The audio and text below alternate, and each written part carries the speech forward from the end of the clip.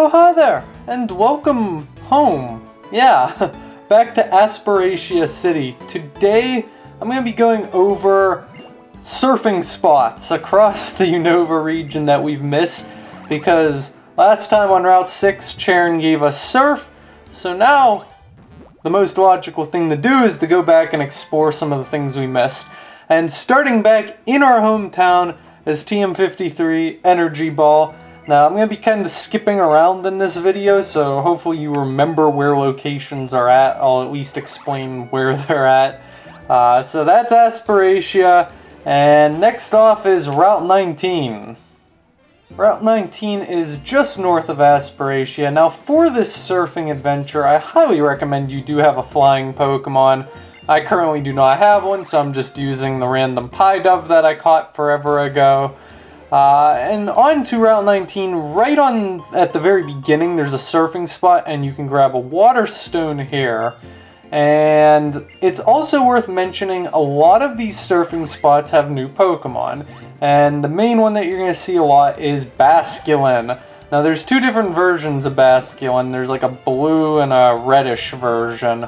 Regardless, it doesn't really matter, because in my opinion, Basculin is a really bad Pokemon. It's basically a Magikarp that can actually use offensive moves that don't suck, but it's still a really bad move, or a really bad Pokemon. It doesn't evolve into anything, it's just a water type. I don't foresee it being that useful. Anyways, you can also pick up a Nest Ball and an Expert Belt, and that concludes Route 19. If you come from Burbank City and head west onto Route 20, at the early stages of this route, there's a kind of a lake area in the bottom right of the route. Now, there's a random little patch here that contains a heart scale. Now, if it's the fall, there's more things you can do to the south of here. You can fight 3 trainers. They are all rangers. They give you a citrus berry and 2 lepa berries. And you can also pick up a max revive and a rare candy. So there's a lot of good items you can get here, but it has to be autumn or else you can't get them. And I'm not going to change my internal game clock for these items, so I'm just pointing out their existence. Also, if you want to, you could head over to Fosesi Ranch, and there is a hidden grotto spot that you can now access through the use of surf. I don't know if it's really that necessary, but it's worth pointing out. Next up is Burbank City itself, and Veerbank. I don't know why I want to call it Burbank. I feel like, I don't know, Burbank to me sounds better than Veerbank. But Veerbank makes more logical sense. Anyways, I'm rambling and I completely lost track of where I'm going. Let's see. Oh, okay, I remember. Head south and down into the Veerbank Complex outer section, and you can head down here. And there's been a Pokeball that's been taunting you for a long time, and we can finally access it. It only contains a rare candy, so it's not that exciting. And there's also 2 new Pokemon you can get here. One of them is a Molamola. It's basically that giant fish thing that looks like it should be an evolution to Love Disc, but it isn't. Basically, for an in-game Pokemon, it sucks. Don't even think about using it. It's a support Pokemon, basically. It uses a lot of healing type moves. I think it might be decent in like triple and double battles, but I'm not really sure. For the purposes of in-game Pokemon, it's bad. The other Pokemon you can catch here is Frillish and Jellicent, which evolves into Jellicent. Now, this is a relatively average water type Pokemon.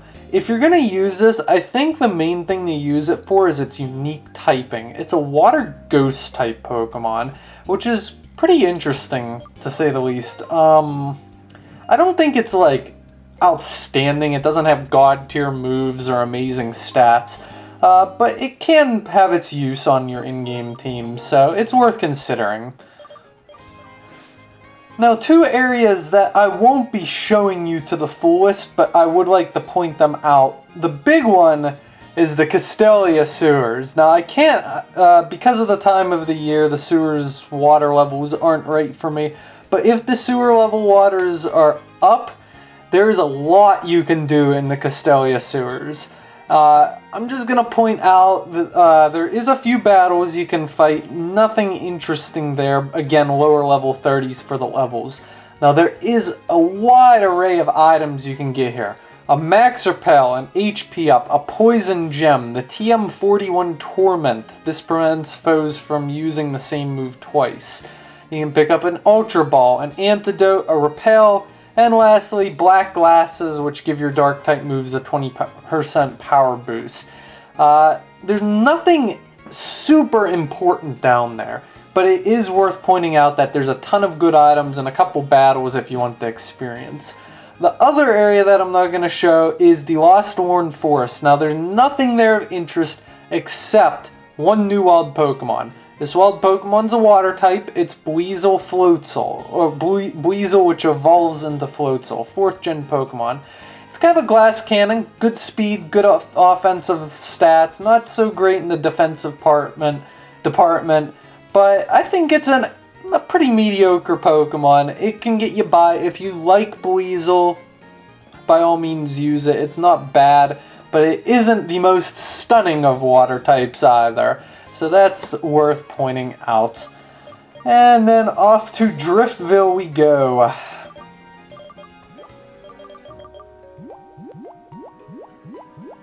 Why does it sound like I'm swimming when I change pockets in my bag? Towards the middle of the Relic Passage, this is about midway through it, there is a room with a big watery area. And if you surf west, you can head up here and grab yourself a big pearl. I don't think there's any hidden items here. I'll check real quick, but I'm like almost positive there isn't. Yeah, no Pokemon here. So that's all that's really here of interest, and big pearls are only items you can sell, but it's worth pointing out if you want it. And then lastly, heading over onto Route 6. This is where we left off last time. There is a few things we can do here. We're going to start off right at the very beginning. You can pick up a heart scale here. And that can be used for whatever you need it to be used for. And then heading up north, sorry, I'll zip along here. Way up by the Weather Institute, we can... I think it's over here to the east. I'm trying to remember. It's been like a long time since I've done this, but we could head over here. And then there's a hidden big mushroom here that could be sold for money. And then we could head up here and grab yourself a power point up, which will automatically give you a boost of 1 power point to a move of your choice. Now there's more! I feel like I'm Billy Mays here, but wait, there's more! Loop around way over here, and then we're gonna loop back east, so there's a giant loop here. No. Dowsing machine. Can surf on over here, and there's a few more items we can pick up. And one of them's here, and this is the TM56 Fling, which will permanently get rid of your held item for good. Be very cautious if you do use this move. And then, last but not least, if you head over here, there is a hidden grotto right here. And then there is a cave here, and this is the Mistralton Cave. Now, in Black and White, this had Cobalion. This time around, it doesn't, but it is worth exploring this place. So I'm going to cover that the next part. Before I wrap up the video, I would like to give a short little announcement. For starters, I'd like to apologize for taking so long to get this video out. I've been like really sick.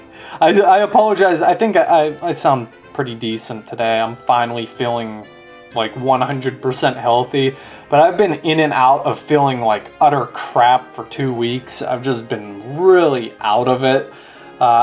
it happens to me like once a year where I just have a month where I feel awful, and I guess this was the time for me.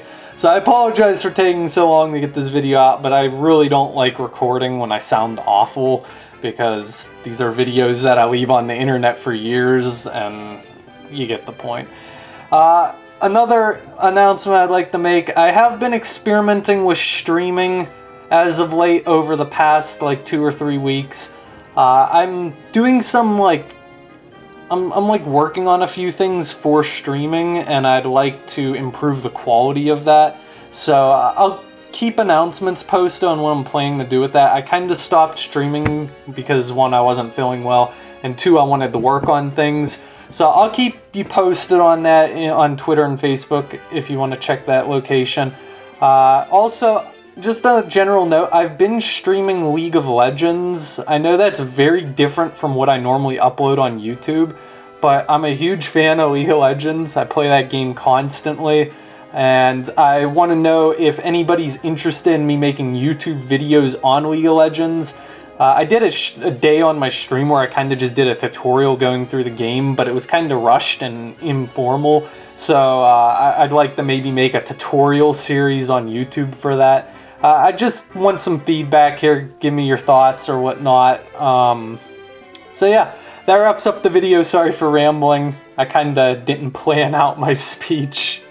Hopefully I'll be back to a normal-ish upload schedule now that I'm feeling better. So that's all. Thank you, and good night.